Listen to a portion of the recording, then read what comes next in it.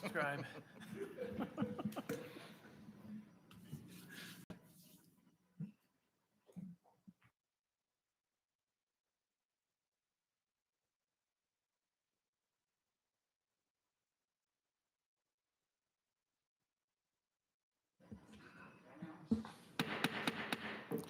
Valley Center City Council meeting for September 21st, 2021 is now in session. Roll call.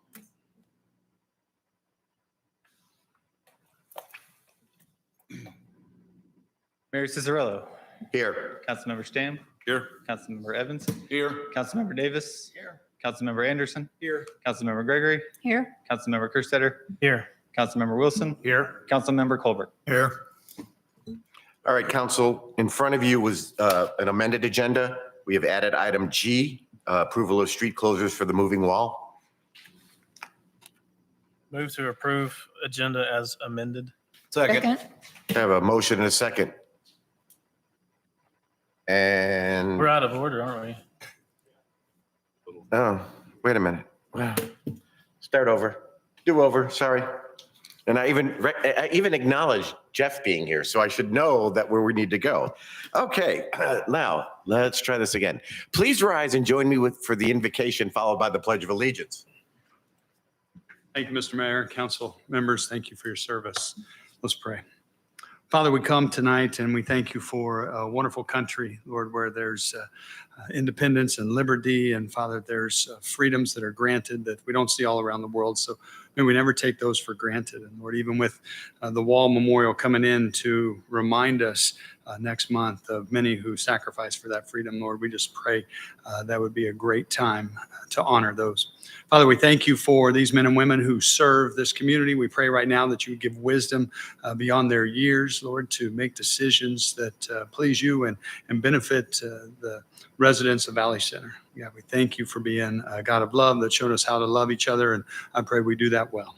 Lord, we love you and we thank you for all this. In Jesus' name we pray. Amen. Amen. I pledge allegiance to the flag of the United States of America and to the republic for which it stands, one nation under God, indivisible, with liberty and justice for all. Thank you, sir. All right. Now that we're caught up, we have a motion and a second on the floor for the amended agenda. Any further discussion? All in favor, raise your hand. Motion carries. Thank you. Item 6A, City Council meeting minutes of September 7th. Move to approve the minutes of September 7th as presented. Second. We have a motion and a second. Is there any further discussion? All in favor, raise your hand. Motion carries. Thank you. All right, moving on. We have no presentations or proclamations. So at this time in the meeting is the time that we allow anybody that's here in the audience that would like to speak on an item that is not on the agenda.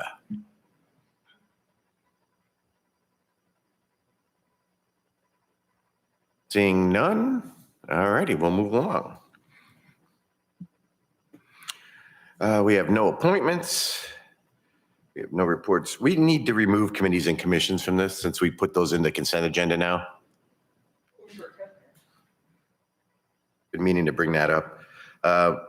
No old business, moving right along to new business. And that will be item A, ordinance 1359-21, small cell ordinance. Good evening, Mayor and Council. Hope everybody's enjoying the beautiful, cooler weather. I know I am. Here with us this evening is, this is really loud, is Megan Bottenberg? I knew I was going to push that, I'm sorry. With Cox to present you all with the small cell ordinance, the proposed ordinance. And then I will be up to answer any questions as well, but I will go ahead and let her give you an overview and then also ask her questions. So I'll introduce Megan. Thank you, Brent. Thank you, Mayor. Thank you, City Council members. My name is Megan Bottenberg. I am Director of Government Affairs for Cox Communications. We are here tonight to respectfully request the adoption and approval of a small cell agreement between Cox Wireless Access and the City of Valley Center. Cox Wireless Access is a subsidiary of Cox Communications. And one thing to note, and it is outlined in this agreement, this agreement does not change how cable, video, internet, and home security and phone services are provided currently through Cox Communications. This is an additional aspect to our company. Cox Wireless Access works with wireless providers, many of whom you know, AT&T, Verizon, US Cellular, across the board. We contract with them because we already have fiber in the ground. We already have the infrastructure in the ground and on the poles. We then put small cells up on our infrastructure as a wireless infrastructure provider. We put the small cells up on our infrastructure and on their behalf. So wireless providers will continue to use those macro towers, the large ones that you see. They also use small cells for 5G. But they work and contract with Cox Wireless Access to enhance their mobile coverage and offload capacity from those large towers onto our small cells that would be placed in your city. And I'm available for questions. Questions from council? Councilmember Stam. When you said it's stuff's placed on your infrastructure, so you'll put up no new poles or nothing like that? We do not. We try to not put up any new poles. And honestly, across the country where we have agreements, and these are very large cities that we have agreements in already, I think in all the cities, we've only put up 1, maybe 2 poles. But when we do, we want to be sure that that is our last resort. Again, we don't want to do that because we understand the aesthetics and the environment of a city. And so when we come to you and say, we want to put up this small cell here, based on what our customer, which is the wireless provider, based on their input, we will work with your city to determine where it's best located and the aesthetics for it based on what you all desire. Councilmember Colbert. Yeah, if you look under section 18, is it the agreement, modification and waiver? Can you explain that? One moment, if you don't mind.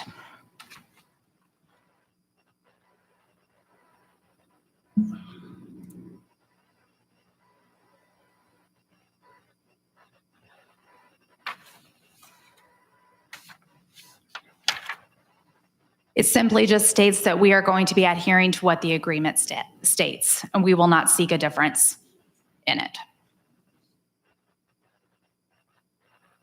That's not what I'm reading.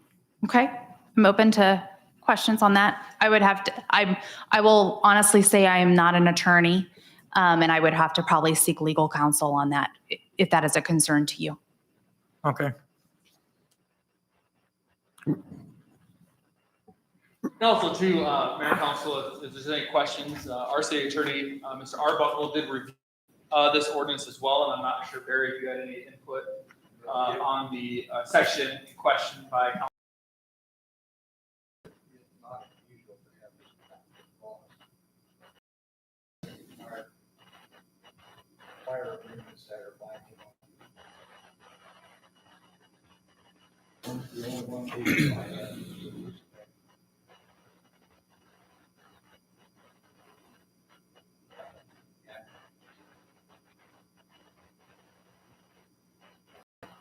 When the area is construed against the party.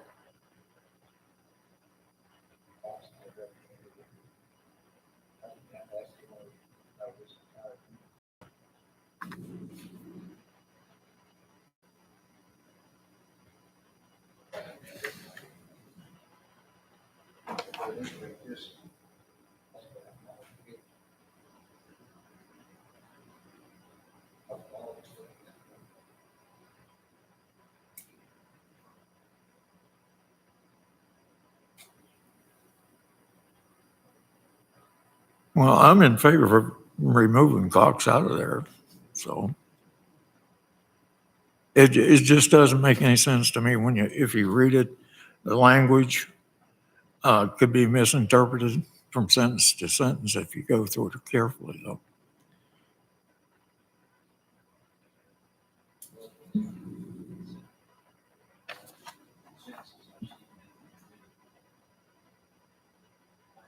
Contract, the written document itself.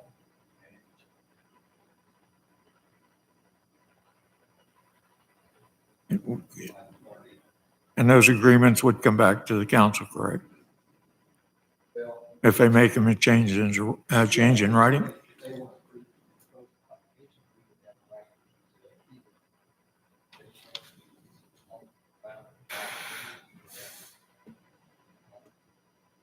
Okay. And, Okay. and Councilman too, this was already negotiated by, was it Salina, Topeka, Megan? Sure. So this agreement is already in place. Newton just approved it last month. We also have this agreement in place, and it's very similar to this one, if not the exact same one, is El Dorado, Goddard, Derby, Manhattan, and Topeka. Okay. Absolutely. So in all of our agreements, we want to be sure that every city has a fair opportunity. So if there is a modification in law, if there is a modification, perhaps another agreement is better that you have with another competitor of ours, we have the ability, or you have the ability, to come back to us and say, they're getting X, Y, and Z. Can we discuss? And of course, we can make those modifications all in writing. We had that exact same issue with Newton last month. They brought that up as well. And it's not a concern for us to make those modifications in writing and work with you all to do that.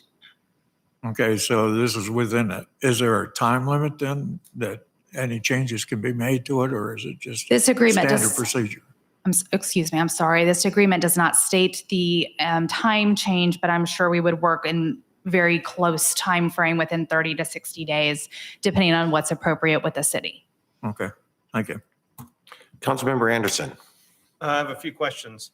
So this, so I'm clear, the approval to allow the ordinance that we're doing is something similar that we approved when we did like the cell tower in the industrial park.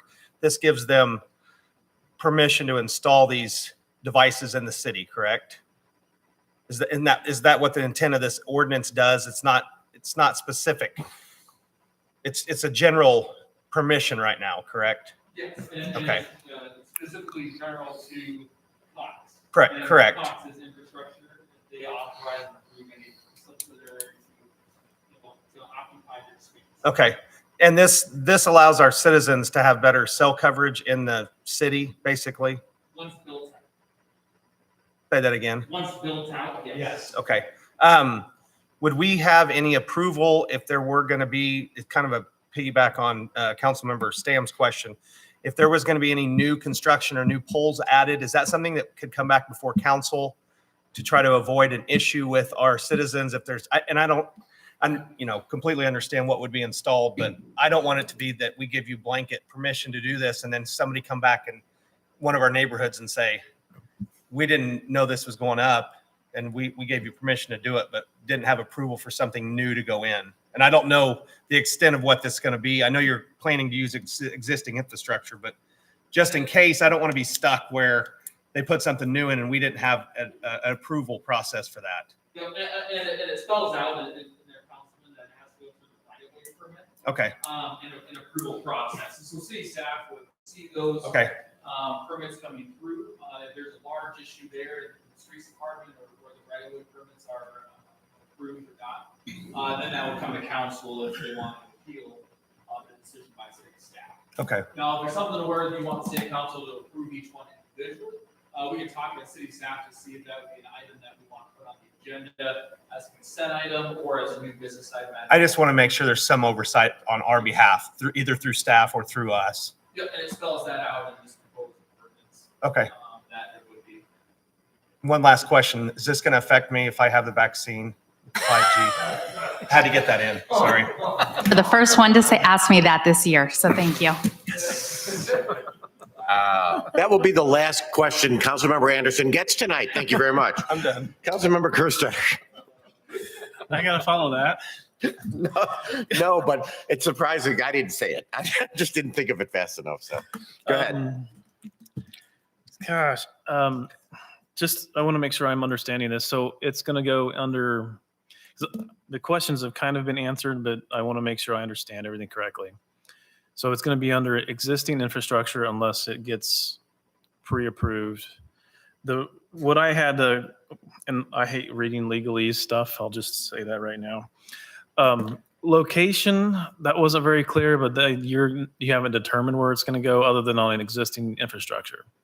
Yeah, thank you. If you don't mind, I'll clarify a Yeah, little bit on please. that and kind of explain the process that what we've done in the past and what we would do here in Valley Center.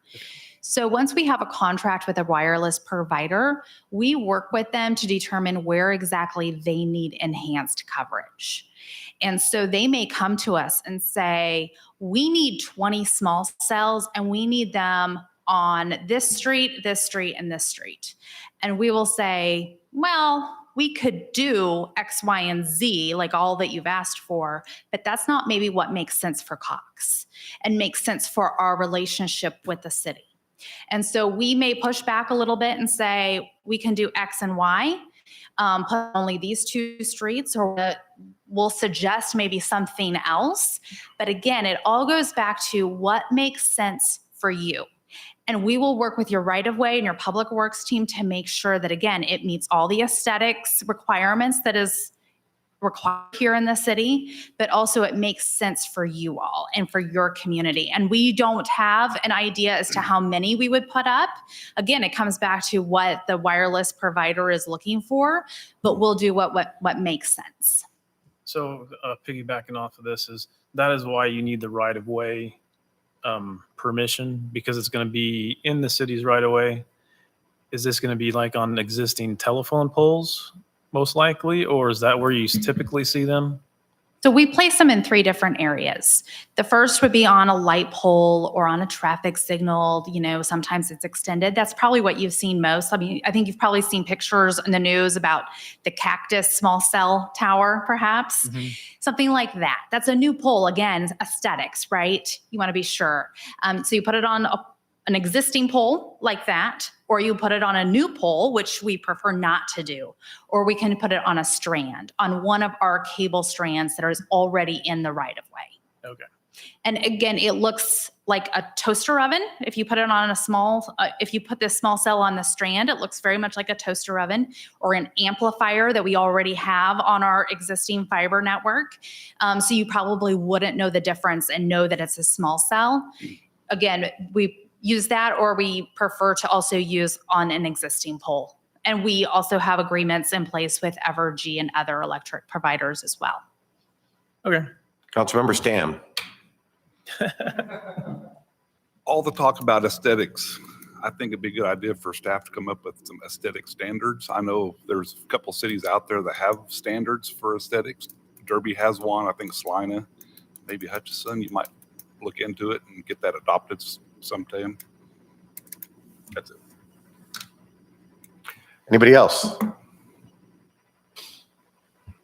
Appreciate council's questioning. You just delayed us getting 5G another 17 minutes. But no, he took 5G, the other thing out of it. I had to come up with something. So, but yeah, it'll be nice having 5G. It'd actually be nice if I had better Verizon service in some parts of town, but that's a whole nother story and not your fault. So do we have a motion? I'll motion to approval of ordinance 1359-21, establishing small cell agreement with Cox Communication for first reading. Second. We have a motion and a second. Is there any further discussion? Well, Councilmember Kerstetter. could Mr. Arbuckle, would you check that section before the second reading, please? The section that Mr. Colbert wanted to double Yeah, make check. sure the ambiguous is out of it. Yep. Okay. I just wanted to make sure that's taken care of before second reading. All right. All in favor, raise your hand.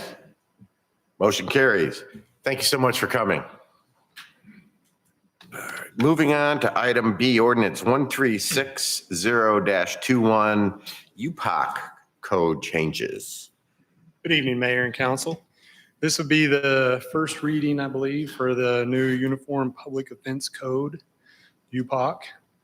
And I'll stand for any questions.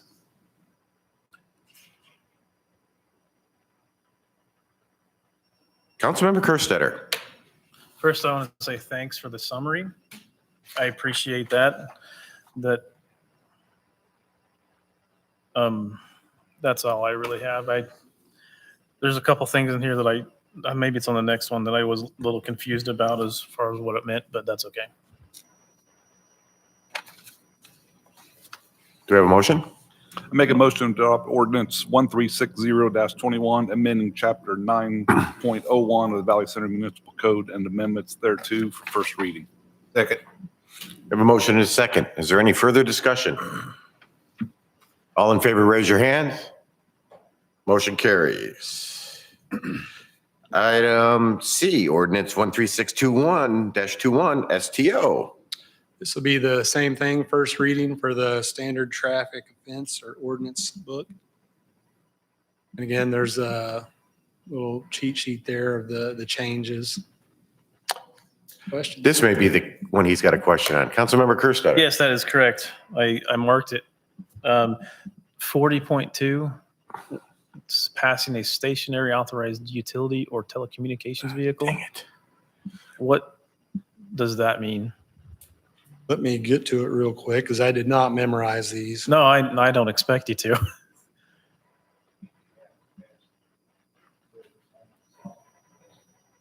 Is that like an emergency vehicle that we currently have?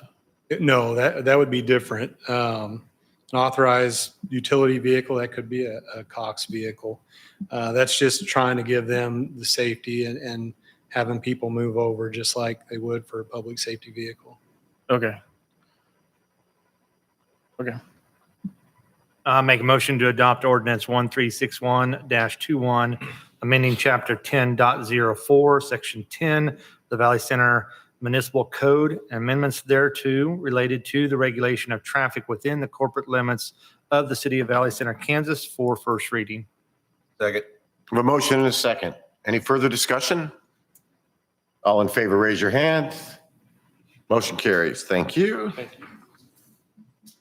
Item D, capital improvement plan.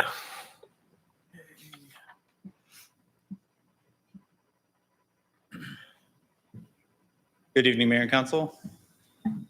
My mouse won't work that far.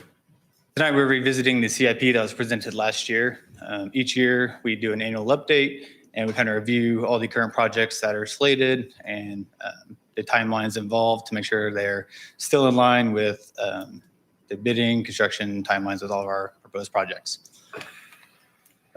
As for right now, the only things that we have changed is we bumped up the water tower to late 21 since we're bidding that next week.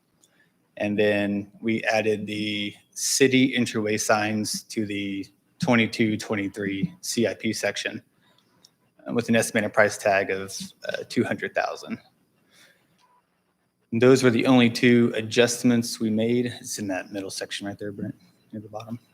There's the water tower and then the entryway signs. We haven't had any other new projects submitted or that we're looking at right this minute, so everything else is still what was presented last year. This is just these two minor changes.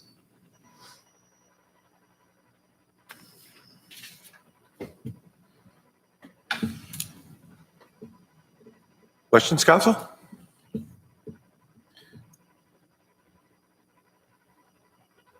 Motion to approve the 2022 to 2031 Valley Center Capital Improvement Plan as presented. Second. A motion and a second. Any further discussion? All in favor, raise your hand. Motion carries. Thank you so much. Item E, Lions Park usage request by VCPD and the Ministerial Alliance. Good evening once again, Mayor and Council. Tonight's Lloyd's night, by the way, if you hadn't realized. He's got most of the items on the new business agenda, just so you know. And he's looking kind of dapper too. The dress is because of the cooler weather, so I enjoy being able to wear the long sleeves tonight. I am doing a lot of the talking tonight. That's why I have a bottle of water there as well. The National Faith in Blue Weekend, this is something that actually started last year. We didn't really get involved. We were heavy into COVID still, and I hadn't heard that much about it. But this past May at the Kansas Chiefs Conference, I was fortunate enough to hear one of the guys that helped develop this and come up with this speak to our group. He'd come seeking, given information, wanting to get more participation in Kansas and seeking support, I guess, from the Kansas Association of Chiefs of Police. And so I put it out to all my officers to see if anyone was wanting to maybe reach out to the churches and see if they wanted to participate in this with us. And Officer Nygaard here volunteered. So he spoke with the Ministerial Alliance, and they come up. The date is actually kind of set already. They try to do this nationally, and this is going on in cities and states all across the country, October 9th. The times may vary a little bit, but it's happening nationwide. A little bit about it, and then I'll stand for any questions, or actually Officer Nygaard will stand for any questions. But National Faith and Blue Weekend is based on the premise that strong communities are built on mutual respect and understanding. Law enforcement and faith institutions are key pillars of each community, and when they work together, neighborhoods thrive. And we also feel that communities are stronger and safer when residents and law enforcement can relate as ordinary people with shared values, hopes, and dreams. The partners who are part of this, they feel that we work together. We can work together around our many commonalities instead of being divided by our differences. And that's our goal with this. That's what I like to see. Many of you know that I'm big into community policing. I'm sure you all know that I'm big into community policing. That's my goal, to make this an annual event, something that we can do to get together. Our churches are such a big part of our community, and we already team up on a lot of things. And this is just one more thing we can team up on and have a fun weekend. I know Officer Nygaard, I think you probably saw in the application, they've got like a K-9 demonstration and some other things lined up, some lunch. And mostly, this year, just kind of getting together, talking, and being able to visit. So we will stand for any questions that you may have. Councilmember Gregory. Who provides the proof of insurance for this? That, I believe, we were asking to be waived as part of the city, the police department being part of the city. Oh. Typically, I believe that's proof of that because we already have insurance. I believe Right. showing proof. I wondered if we are going to be liable Yeah. for it. Yes, and city-sponsored events that fall under our Okay. Councilmember Kerstetter. So how are you going to advertise for this? Facebook, Twitter, flyers? We'll utilize social media mainly. Okay. And I even thought about reaching out to the newspaper and getting it out there even more. Okay. But probably social media will be the main focus on getting it out, pushed out, and obviously the churches will help with getting it pushed out. All right, thanks. That's a great idea, so. Thank you. Councilmember Evans. I just wanted to say, I think this is a fantastic idea. I'm looking forward to seeing what you guys do and be able to join it. That being said, I'd like to make a motion to approve of the Valley Center Police Department and Valley Center Ministerial Alliance Faith and Blue event to be held in Lions Park on October 9th, 2021. Second. I have a motion and a second, and thank you, Councilmember Evans. So I'm not the only one that has a problem saying that. I appreciate you. Ministerial Alliance. I can never say that right. Thank you. Any further questions? All in favor, raise your hand. Motion carries. Thank you. Don't go anywhere. You're up again, aren't you? I got to get my other. Oh, you got to go get your new documents. Okay. Item F, approval of purchase of 2 flock cameras. I told you it was his night. Good evening once again, Mayor. So I won't read through the memo. I'm sure you already had an opportunity to read that, and I'll be able to answer any questions on that. in a few moments, but I thought I'd take the opportunity to talk a little bit more stuff that I didn't want to put in there. I felt if I made that too long, it might not be worth the read. So currently, FLOC is in over 1,000 agencies, and the average crime solved per day is 200 or over 200 crimes per day. So it's a really good investigative tool. Some of the things, and these might not be in a great order, but these were thoughts that I had as I was making that memo. Some of the things that we would be able to utilize this for, and other, I might use the word LPR, it's license plate reader, and sometimes that name is thrown around, but there are differences, especially between the normal everyday LPRs or license plate readers and the FLOC system. But some of the things that would be able to utilize this for would be things that are entered into NCIC, the National Crime Information Center there. There'd be things like stolen vehicles, felony warrants, anything that we could get by running a tag on the radio that would come up as an alert to alert us that something may be wrong. That's dumped into this system every 4 to 6 hours, every day, all day. And so that would pop up on a hot list. That would give us, if we had a browser open, that would give us a notification saying, for example, a stolen car just entered the city. And that information is CJIS compliant. So the FBI comes up with those rules. It's criminal justice information. Some of you that have been into our buildings may know, we have to do background checks on everybody that's around our information, just to make sure that we're meeting the law. We also have the ability, we would also have the ability to enter our own misdemeanor warrants through the city. Having this, and we currently have this now, but it would just enlarge the area as far as the number of cameras. Wichita currently, I put it in there, has 110. They're planning on 50 more. We currently have access to Wichita cameras. Park City has them. We have access to theirs, Reno County, and many more. We actually have access to some in other states as well. Homeowner associations are starting to get into these as well. If you were to drive south on Meridian before you get to Walmart, and I don't know the name of the addition, Brent probably does, but there's that horseshoe addition in there. If you see, one of their entrances are blocked off by the metal fencing. The other one, if you look, there's a FLOC camera there. Many of those HOAs give law enforcement access as well.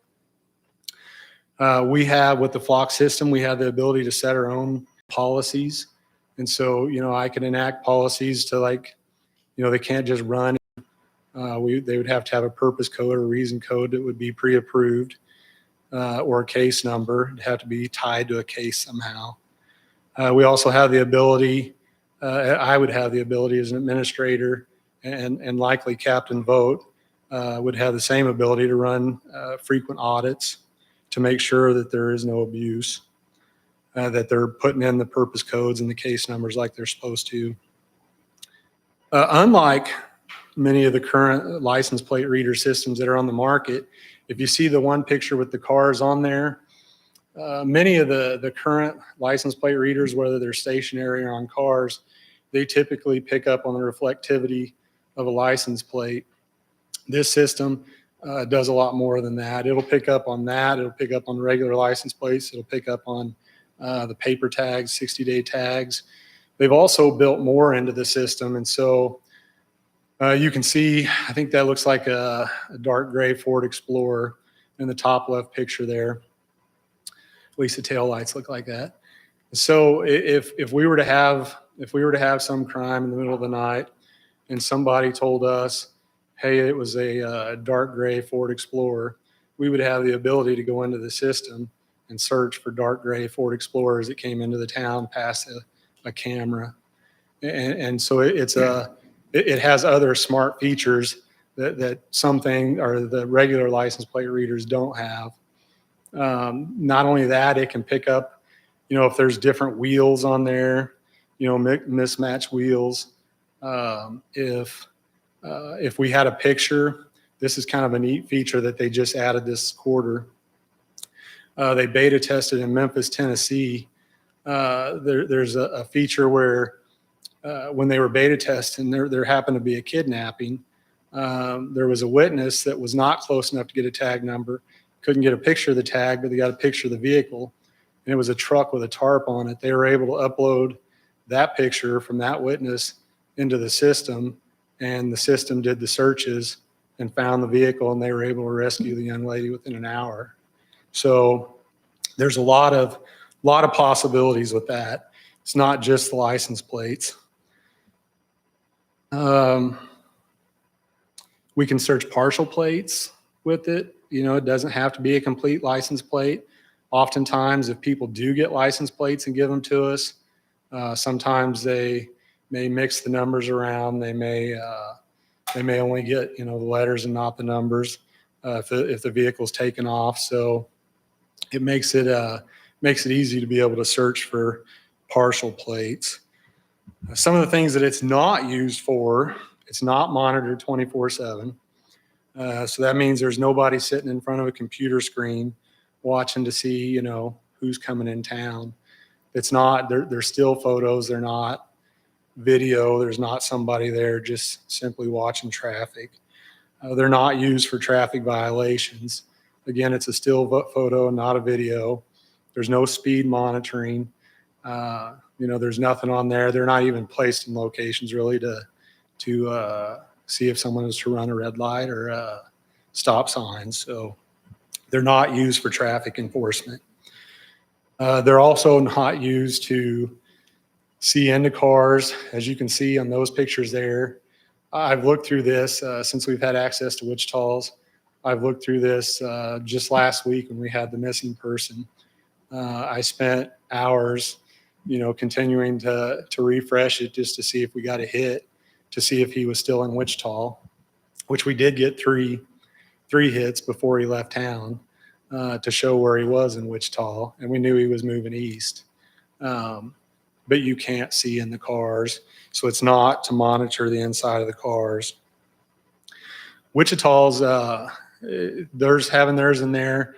They're kind of the best example I can give you with success stories. Just 2 weeks ago, and I think that was in the memo as well, they started a auto theft and catalytic converter task force, and we're part of that on a part-time basis. But just in 2 weeks, they have recovered 16 stolen vehicles valued at over $150,000. Total value since Wichita's had the cameras is in the millions. It's over $1 million in recovered stolen cars.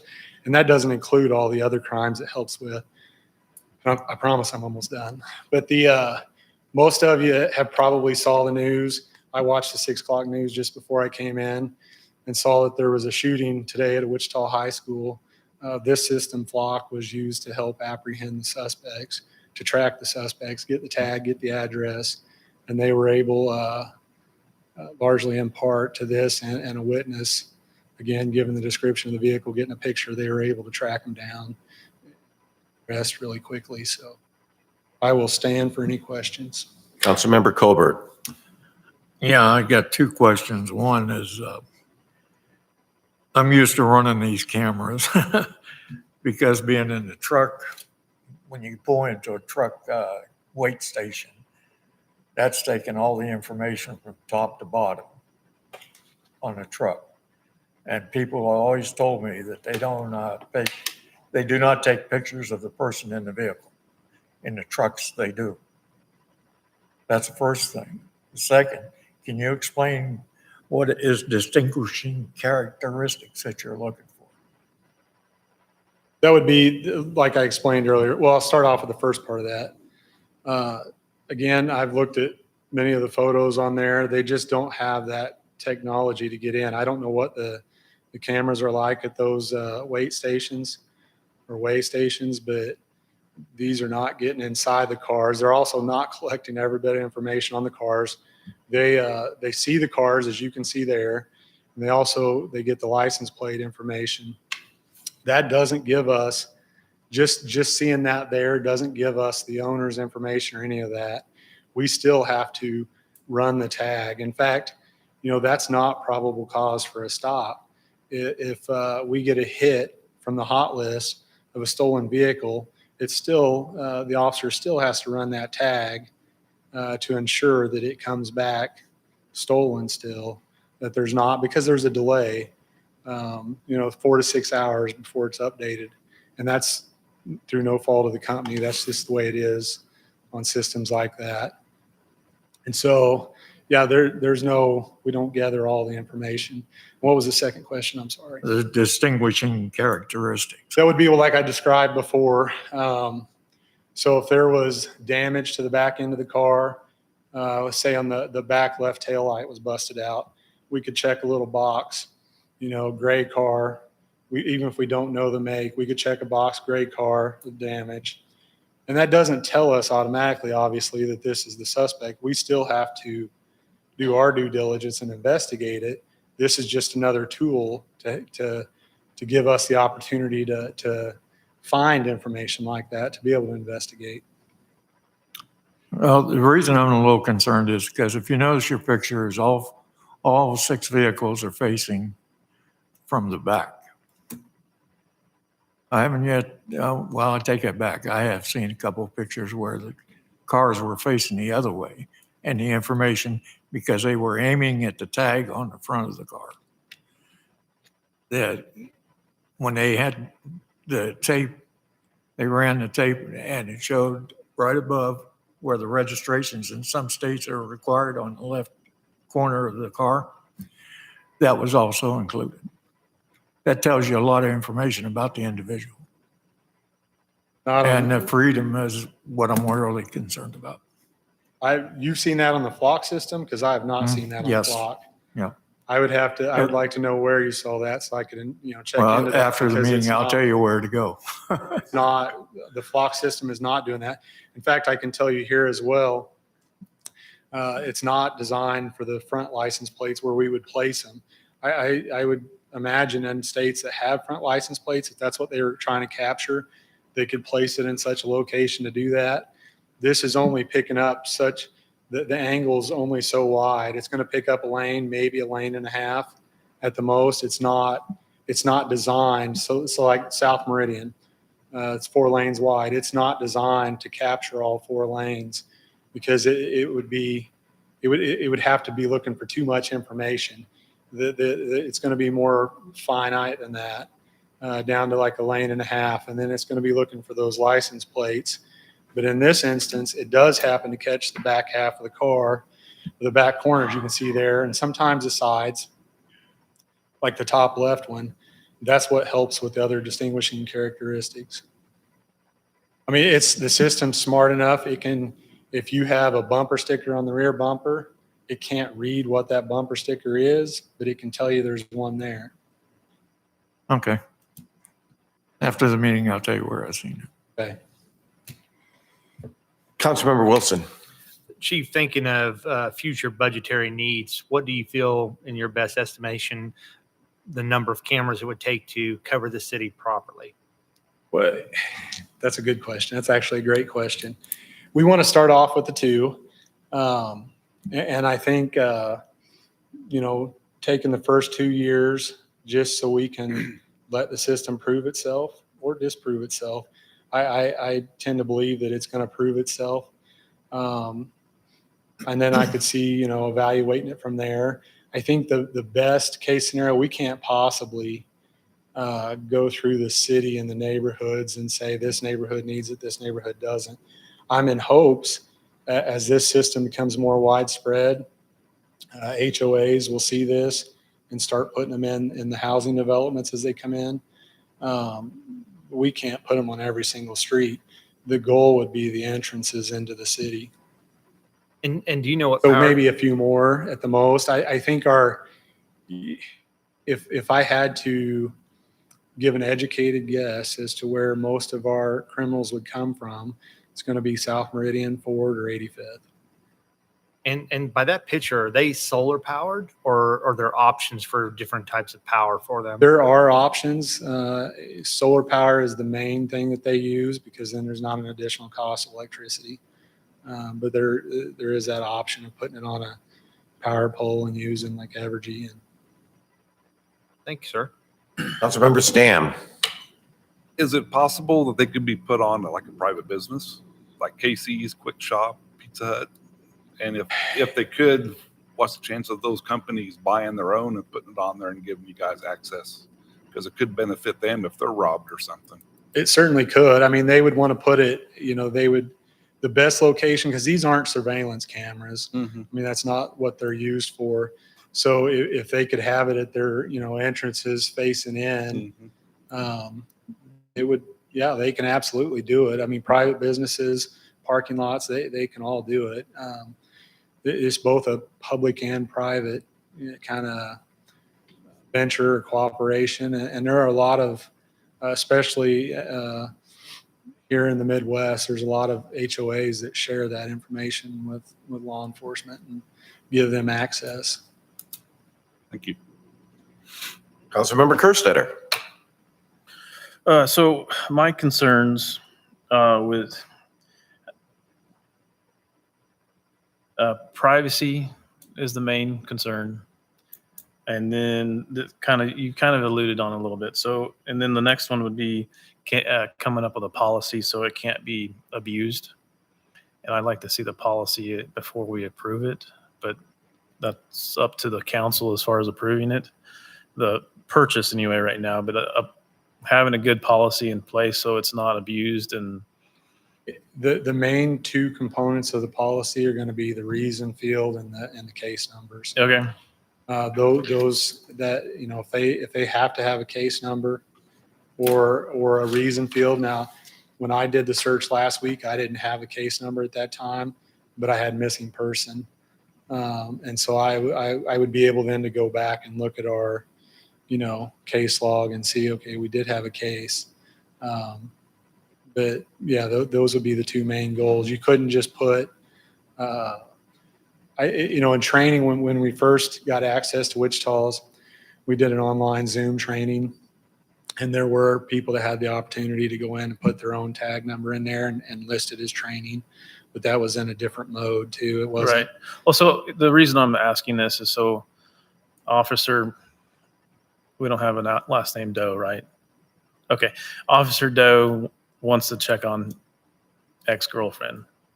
They can just get in the system. That's what I want to prevent. Why I'm saying that I'd like to see this kind of policy. Right. That would be the reason field and the. So they'd have to enter the reason before, which is actually more stringent, honestly, than what they have access to now. Because given that same scenario, they could go on their computers in their cars and run that tag. There's no reason field given. There's no case number. There's none of that. However, it's a violation of law. Right. And if they were to be caught, they could be charged criminally. Okay. And so there's a lot of things to that as far, I mean, can I say 100% no one could ever do that? I can't. Right. But then if they do that, they when they get caught, A, they risk losing their job, most definitely. B, they risk prosecution and losing their certification. And then your first part with the privacy, if you could tell me more specifically or something more specific that I could address. What I can't understand you, Brent. Is that going to help address that as well? So just the data on whatever system it is, I'm sure it's on the system already, but is there any privacy concerns we should think about to have? And that was my number one concern as well. Councilman Kerstetter was the privacy issue. And, I was reminded, from my fellow colleagues, they're driving on a public street. That is a publicly dedicated street that any citizen, anyone can sit with their lawn chair and watch people at any given time. So they do not have the privacy issue with that because it is a public street. A lot of times these are located, you'll see them, or you won't see them, in Wichita, typically behind signs, behind speed limit signs, facing the opposite direction of traffic. So your concern over seeing in front of the vehicle, you won't have that ability to because it's facing the opposite direction that they're traveling. And so you'll see the back end on a publicly dedicated street that anyone can sit there and view them in plain sight. So they give up that privacy by traveling on publicly dedicated streets and right-of-ways that are paid by tax dollars, not them personally. Because I had the same issue. Yeah. I did personally. The only information that comes up on those pictures beside, that you can't see would be like a stolen vehicle. It would tell me if it was a stolen vehicle, and you as a citizen wouldn't see that. But Sorry, another question as we're discussing this. Other than law enforcement, who has access to this site? No one? Okay, so you have to have So HOAs can choose to have access to their own and give it to law enforcement. They can choose not to give it to law enforcement. And there are some HOAs that actually don't allow any of their members to have access, and they only give it to law enforcement. But this side of it, with the law enforcement side, it's us. It's stored in the cloud, in a CJIS compliant cloud, criminal justice information. They follow the stringent rules by the federal government on the security of those. And so it's not, the regular citizen can't see that. I included that picture up there because it's on their website for one, so anybody on the website can see that, and you're not getting any identifying information on there. how long is the data kept? That depends. It would be months unless we were to save it. Well, We can choose to save it, and then it's indefinitely. So if we were to get, I keep going back to stolen car, but let's say that we utilize this system to help catch a burglary suspect. We're going to save that information into the case file, and it's going to be kept indefinitely as long as that case file's around. Okay, well, then that makes sense. I'm more concerned about whoever Yeah, they driving can't- down the road. We don't need to keep that data and store that forever. No, it purges after a while. For us to keep it longer, we would have to buy our own storage facility or in the cloud storage access and transfer that over. Otherwise, the system's going to purge it. Okay, thanks. Councilmember Anderson. Does the cost proposed tonight include installation, and who would be installing these? Yes, they Flock themselves have authorized companies or workers that install this. And so they would do that. And it'd be the same if something was to happen to the equipment. If it quit working, they would send their people out. It wouldn't be us. Is there a warranty on these, or what's the Yeah, life? it's covered. The only thing that's not covered on this would be vandalism. If their system goes down, because it's technology, it's cameras, they're going to wear out eventually. As long as we're paying this fee, because this is going to be the fee that doesn't change. As long as we're paying that, and part of that's going to be storage, but as long as we're paying it, if the equipment wears out, they replace it. That's on them. If there's vandalism, we take care of that. And I believe they were both in a meeting with me when we had this. It's $500 per camera. There's also, in case someone was to steal it, there's GPS technology in the cameras to track it and hopefully catch them. Thank you. Councilmember Kerstetter. I thought of another question, my usual, where's the money coming from? And then to piggyback off of what you just said, what's the $500? Is that an annual? No, that's only if the first initial 500 is going to cover the installation. That's why it's more expensive for the first year than it is the second year. And then if someone was to damage the camera, it would cost us $500 to So replace it's it. $5,000 a year to have 2 cameras? Yeah. That's what Yeah. wow. That's That's a hard sell. that's cheaper than a lot of traditional license plate readers. The only reason I have not come before you before is because of the cost of those. This is one of the systems that's more affordable. Most technologies you'll see, we've done it ourselves here, moving into the cloud, and that's a lot of what we're paying for is the cloud storage, just to keep it off of our servers as well. So Okay. So who can answer though? Where's the money coming from? the first year would be the special alcohol and tax fund. is what we're proposing. And then the second year, it would be equipment. It would be from the PD budget. I mean, we have a couple, when I say equipment, we have a couple possibilities with that. We have some of the money from the fines that are going into an equipment fund that the council approved last year. And then we also have our regular equipment fund.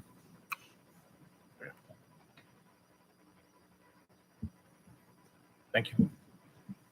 I make a motion to purchase of 2 flock cameras at the cost not to exceed $5,500 in the first year, $5,000 in this year 2. Second. A motion and a second. Excuse me. Is there any further discussion? All in favor, raise your hand. Motion carries. Thank you. Thank you, council. You're not done yet, are you? Are you going to don't you do the new item too, or are we going to let Councilmember? All right. Item G, approval of street closures for moving wall. I was going to say, go ahead there, Chief. Good evening and again, Mayor and Council. Here's the item that we amended the agenda for. I do apologize that I did not have this in there previously. After kind of discussing some potential options coming up, I then realized and reminded myself I'm going to be gone both meetings in October. I do apologize for that. And so wanted to put this on this agenda in case you had any questions for myself. And so that's kind of one of the reasons for amending the agenda this evening. This request is for the moving wall coming October 21st to the 25th. This will be for two streets around Lions Park. As you see on the map I passed out, and there are additional copies in the back if anyone needs them. This will be closing off Abilene Avenue on Allen Street, and then south to Clay Street. This also includes Butler off to the west there that will be closed for that area. What will be on there is some military vehicles just for also for the safety of all the patrons coming and going. And there'll be a lot of activities set up, as well as the volunteers will be in that shelter there. So there'll be a lot of activity along that street and on that street. The same for Clay Street, East Clay, from Abilene to Colby is what we're proposing closing that section in front of the community building. We did want to leave the intersection on Abilene and Clay open so vehicles can travel southbound as well as westbound on Clay and Abilene there to get around the area. Also, Allen Street, East Allen, will stay open, and then as well as South Colby Avenue will remain open. And then you can travel eastbound on Clay as well as that area. I do have lines on the parking lot to the community building as well. That will be blocked off for VIP parking as well as speakers. I know there's quite a few speakers that Councilmember Colbert and Councilmember Evans have been working diligently on gathering for the festivities between the 21st and 25th. So we want to make sure that there's adequate parking for them as well. There will be military vehicles on that corner on Clay and Colby, as well as on Colby and Allen, showing a military presence and having that area under military control. If I miss something, I will defer to Councilman Evans or Councilman Colbert, as they are the experts and gurus when it comes to the moving wall. First comment is, just because you didn't mention it, the residents that live on Clay will have access to get to their homes. Yes. Just Yep. wanted to, It says street close to through traffic. yeah, I So, just yep, wanted, so- I so thank just you. wanted to get the Yeah. obvious question out of the Yes. way. Yeah, All right. those residents that live around those areas will get a special little placard of some sort identifying themselves as a resident in that area. And then they'll be able to move the barricades. The volunteers will, because of course this is open 24/7. This thing doesn't shut down from when it's installed to when it goes down. That area, I mean, it's 24/7 that there'll be volunteers at. So there'll be people there to move the barricades for the people that live in that area to let them into their house. So we'll, of course, go door to door and contact them and making sure that they all get their permits. Councilmember Kerstetter. So if somebody wants to come visit the wall, where are they parking at? There's going to be designated areas where there'll be transportation buses that will be picking them up and transporting them to this area, as well as all the areas that aren't marked as no parking. And so there will be some parking, that folks can find on Allen as well as on Colby Street. There will be some parking in those areas as well as in the neighborhood if folks want to walk a few blocks. And so What's going to be in the community building parking lot? that will be for the VIPs as well as the library staff. Okay. We'll have some designated parking spots. Of course, our senior center coordinator, Charlene, will be in that area as well. And then also just the volunteers. And I don't know if there's some handicap, Ron, remind me. Yeah. Some Yeah, handicap parking as well. Yeah, we discussed that we want to make sure there's a chunk more than what's already identified. Yep. And of course, Mayor Cicerello has been at all the meetings as well. We always fight for the comfy chairs in the back. Yeah, it's funny. We never move him out of the chair, though. You remember? He has a gun, Mayor. Oh, yeah, I forgot about that. Never mind. My bad. My bad. I move to approve proposed street closures on Abilene and Clay Street during the Valley Center Moving Wall event from October 21st through October 25th. Second. Motion and a second. Any further discussion? All in favor, raise your hand. Motion carries. Move on to the consent agenda. Make a motion to approve the consent agenda as presented. Second. Have a motion and a second. All in favor, raise your hands. Motion carries. Moving right along, staff reports. Guess who's up? Mr. Schrack. Good evening, everyone. Just really quickly wanted to make everyone aware that Main Street Valley Center will be having a second round of its Main Street Enhancement Grant this year. We had some additional funds. And so this is a dollar for dollar match grant program. So for the second round, it'll be up to $500. So anyone that's in our defined Main Street Valley Center target area, this can go towards exterior improvements and revitalization, signage and such. Again, so if someone were to request $500, then they would put in $500 as well. So the applications, you can get those from myself or from the Main Street Valley Center Board President, Chris Strunk. Those applications are due by 4 p.m. on October 11th. So Main Street Valley Center, again, looking to do some further improvements and enhancements in our downtown corridor. Thank you. Thank you. Mr. Owings.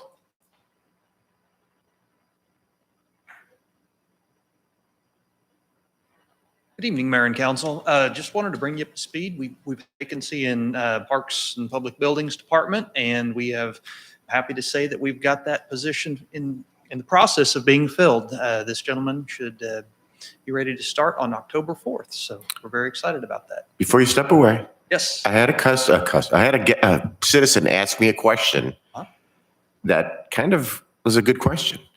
Why do mowing people, including ours, not mulch? Everybody, and I thought about that, and I even, I started thinking about it and looking at it, and it's like they either bag, even the private. I know we are not going to, but they either bag or they side discharge. I don't think I've ever seen anybody mulch. Do you have an answer to that? Is there any reason outside of the fact that I know a lot of our grass isn't real grass? I would suspect that, because when you mulch, a lot of times it's going to need to be kept Thinner, lower. Yeah, more consistently instead of, we mow about every 7 days on like a fescue property. Whereas, you might have a situation where you have to mow every 5 days or whatever, depending on the time of the year and how fast the grass is growing. If you're mulching and you're trying to cut it 7 or 8 days and sometimes having to stretch that out, it gets really bogged down and the blades don't do what they're supposed to and stuff. So side discharge and, if you're at an open area, you can let that stuff go. It cuts it so much simpler and easier. It doesn't cut it quite as fine, unfortunately, but it will still break down into. It was just a question that I thought was a really good question, and I just didn't have an answer for it. So, but hold on, Councilmember Wilson may have something to say.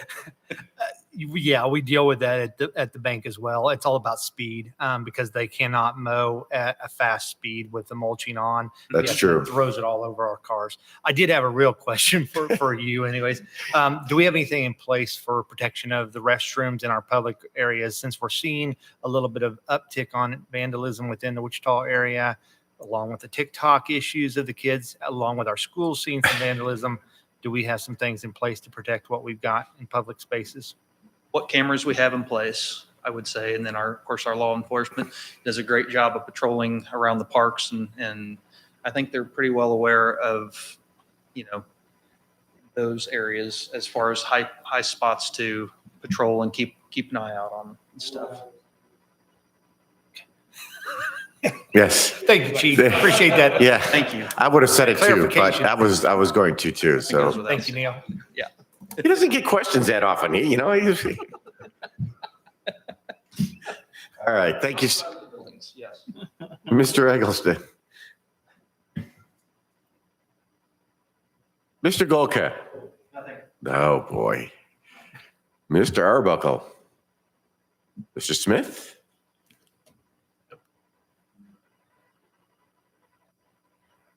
One quick item. We did receive our first delivery from Enterprise for our first round of new city vehicles. They're replacing some of our older Public Works, Community Development, and Parks trucks from the early 2000s. So you can see those driving around. And flag down employee, check them out and see how they work. Yeah, if you hadn't noticed, was it last week? When was it? Whatever day. I went by here 3 times, and every time I went by, there were more trucks in our parking lot. And I'm like, wow, they're multiplying all by themselves. Because I completely forgot about that until it all dawned on me. But it was just funny how that worked. So, thanks. All right. Is there anybody? No, Mr. Clark.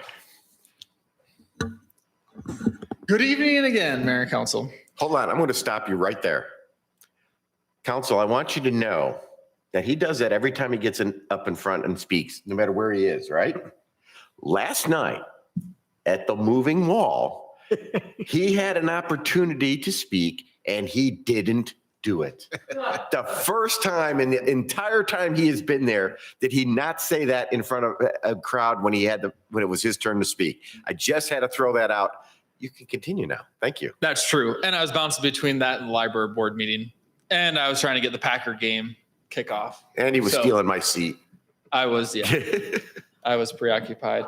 Also, too, a quick note, the new hire is a Packers fan, so that was a bonus. Thank you, Mr. Owings, for that. Go Pack. Also, too, I just want to remind you all, as you don't need reminded, but Fall Festival, of course, is this weekend. Make sure you go onto the Chamber's website, Facebook, share all that information as well as information continues to change on a hourly basis. And so please make sure you're sharing that as well so all your friends and family can come and enjoy Valley Center's finest fall festival. Also, the Moving Wall, as it comes closer, the Moving Wall is on Instagram, it's on Twitter, it's on Facebook, and it's also on the website. Please make sure you go on the website and volunteer. There's a form online and volunteer your time. Like I mentioned earlier, it is open 24/7. And also everybody watching at home, all 6 of you, please go onto the website as well and go to the Moving Wall volunteer and sign up for some time slots. Also too, like I mentioned before, I will be gone both meetings. I do apologize. The first one will be for ICMA, my International City County Managers Association is meeting in Portland. And so looking forward to attending that with over 3,500, I think, colleagues from all across the country and the nation and the world, actually. Not sure exactly how many from across the globe due to COVID, but I will be gone the first meeting for that. And then the second one will be due to a family vacation. So I'm taking some time off as requested. Any questions for me? No, but thank you for taking vacation without it being forced. Councilmember Kerstetter has something. October meetings will be shorter. Yes. They always are when the city administrator's not around. Careful, because Mr. Smith has said you can sure find a lot to put on. You can be on vacation too.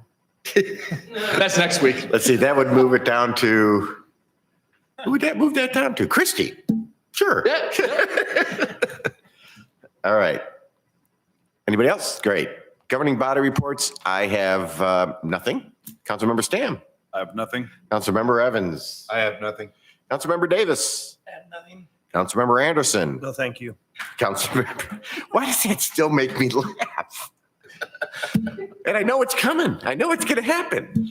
Councilmember Gregory. I know we have Fall Festival this Saturday, but we also have Sedgwick County Association of Cities meeting. Bring them up to the Fall Festival. Yeah. Yeah. Councilmember Kerstetter. No, thank you. Councilmember Wilson. I'm good this evening. Thank you. See, I knew he was going to do it like this. All right. I'm going to have to do something about that. Councilmember Colbert.